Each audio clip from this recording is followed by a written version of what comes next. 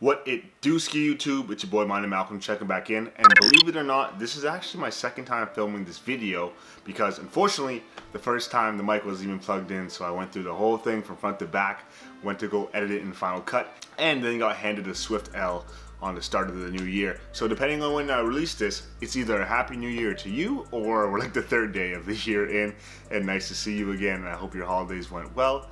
But anyways, enough of the small talk. It's time for the inaugural top 10 releases of 2020. This year has been a banger in terms of releases, so before I get into this list, little disclaimer, these are what I would consider my top 10 and shoes I would actually rock on feet. And I know that you may disagree or agree with me, which would be cool, but let me know your thoughts in the comments below. And as per usual, if you're new here, welcome, and make sure to hit that sub button and like the video if you haven't already.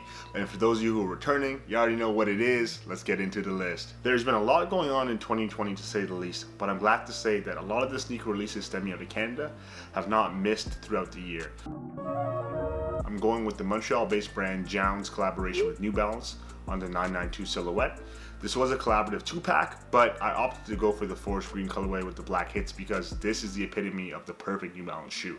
When I first saw pics of this released, I already know it was going to be hyped because of Joun's reputation on accessories, clothing, and everything in between, but they really knocked out the park with this forest green or pine green colorway in terms of the silhouette, in terms of the model. The one thing I will say about New Balance's 992s is in terms of the uppers being suede or nubuck, the material is always on point for the price you pay.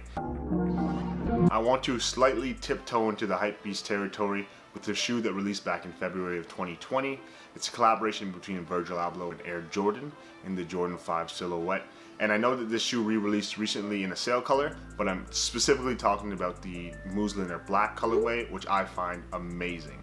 The reason I say this is because Virgil managed to take a shoe that is more bulky and maybe one of the less desirable Air Jordan models, and he really just knocked it out of the park by changing the materials on the upper, as well as implementing some holes in the upper as well that can be cut away and kind of paying homage to the airness of the Air Jordan. And to top it all off, he pre-aged the soles to give it that retro look while still having the modern day technologies and streamlining the silhouette. Like, I don't know what else you'd want from a design, but this is a prime example of a great collaboration, and that's why I think it could definitely go in some people's top 5.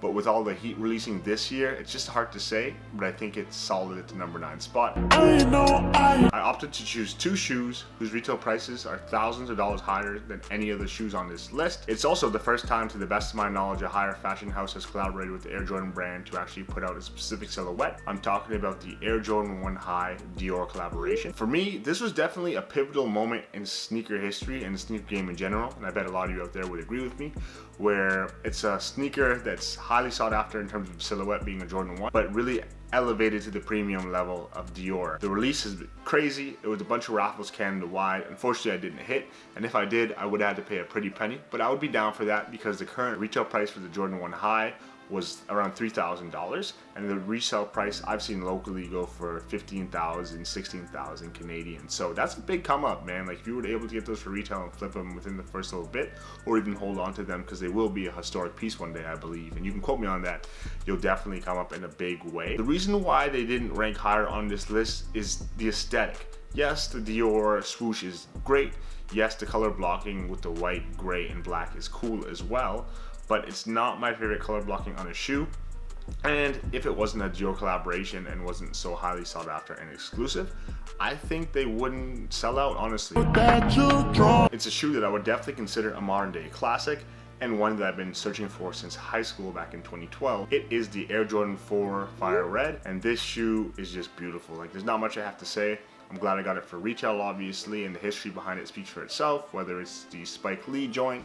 Yo, Mars Blackman here, my main men, Michael Jordan and Professor Douglas Kirkpatrick of the American Institute of Aeronautics and Astronautics. Yo, Professor, how does Mike defy gravity? Doing the right thing is very, very important. And since they added the Nike Air hit on the back, given the colorway and the silhouette of the Jordan 4, which is my second most favorite Jordan silhouette of all time, they really sealed the deal in making this a must cop, at least for me. I would say this is definitely one of the most anticipated Jordan 1 releases that wasn't a collaboration, and it came back just out in Halloween of 2020.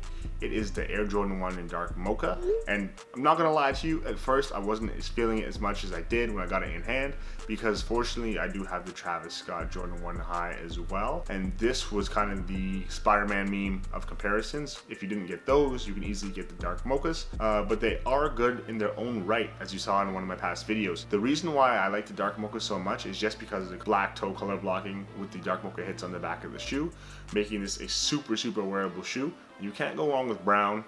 Like, look at my skin, come on.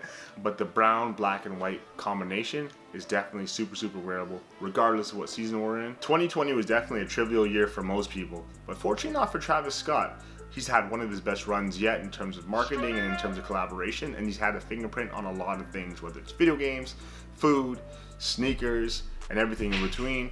Fortunately for us, he managed to drop a couple of shoes along the way. I wanted to talk about his latest collaboration with Nike in the Dunk Low SB. Now this shoe is truly a work of art, and you can see the inspiration from Texas as well as this kind of aesthetic right now. So for this shoe, they opted to give a super interesting take on materials, and it was truly a shoe that was meant to be worn and skated in, as the SB namesake says. It's the parachute brown, the black, and the beige with the paisley print all around on the toe box.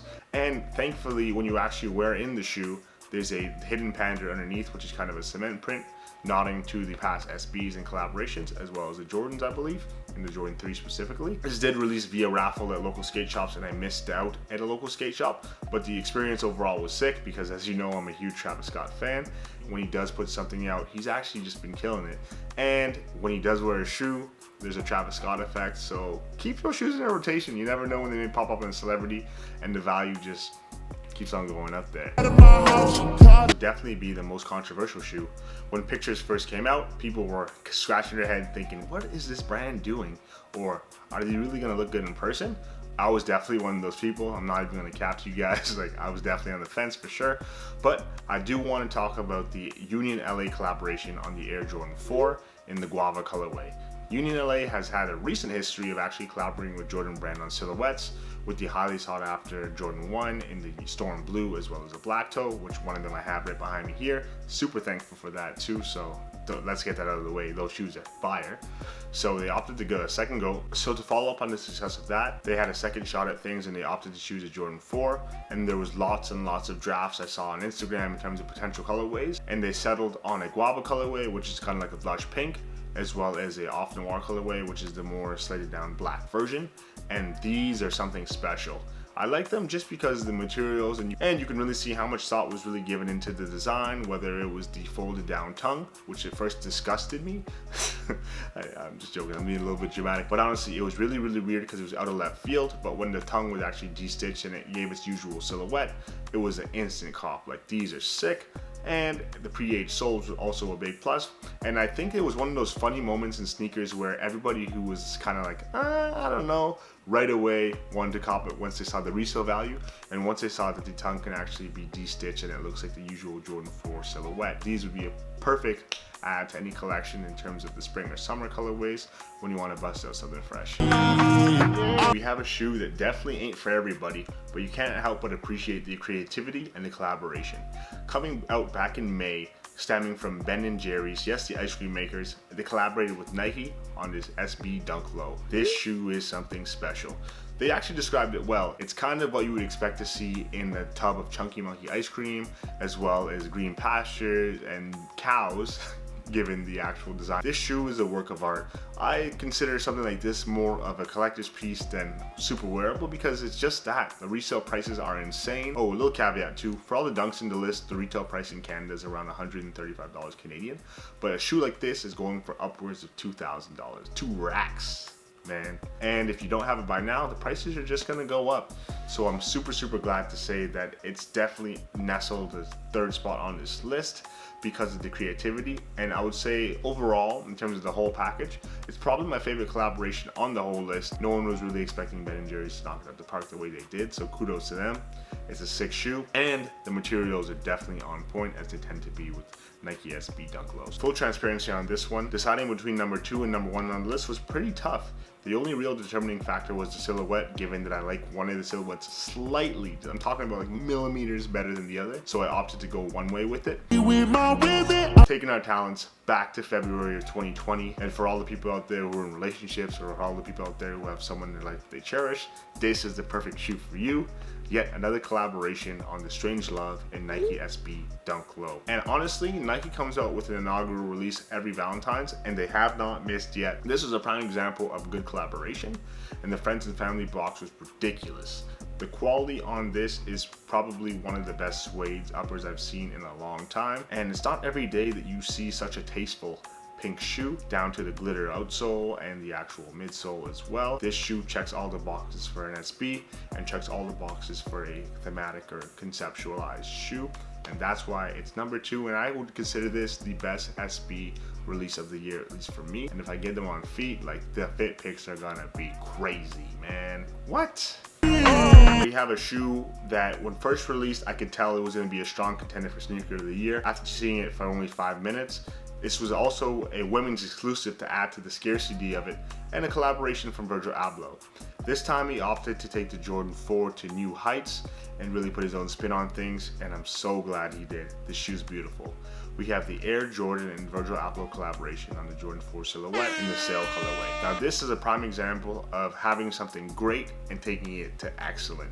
Virgil really flipped the Jordan 4 on its head in terms of changing the materials, in terms of adding the quote-unquote air hit on the midsole, as well as just using a color that right now is super pertinent in terms of sneakers, but being one of the front runners on it in sale. This shoe is perfection. There's nothing wrong with this shoe. Actually, the only thing wrong with this shoe is that more pairs didn't come out, so people like me are out here in the cold having a shoe live rent-free in their head for this year and probably for many years to come. It's the king of collaborations. It's a sick colorway. The overall release was great because it got sneakers in the hands of people who are usually excluded. By that I mean women or girls, depending on your shoe size.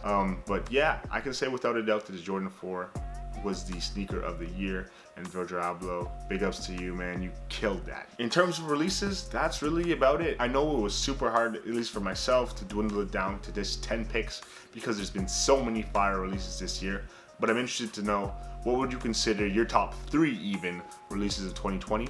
Let me know in the comments below, and please let me know how you think my list stacks up against yours, because I'm always open for interpretation, and I would love to know what shoes you think I was sleeping on, because there has been a lot of releases and some of them I didn't even pay attention to because I was chasing others, but you know how that goes.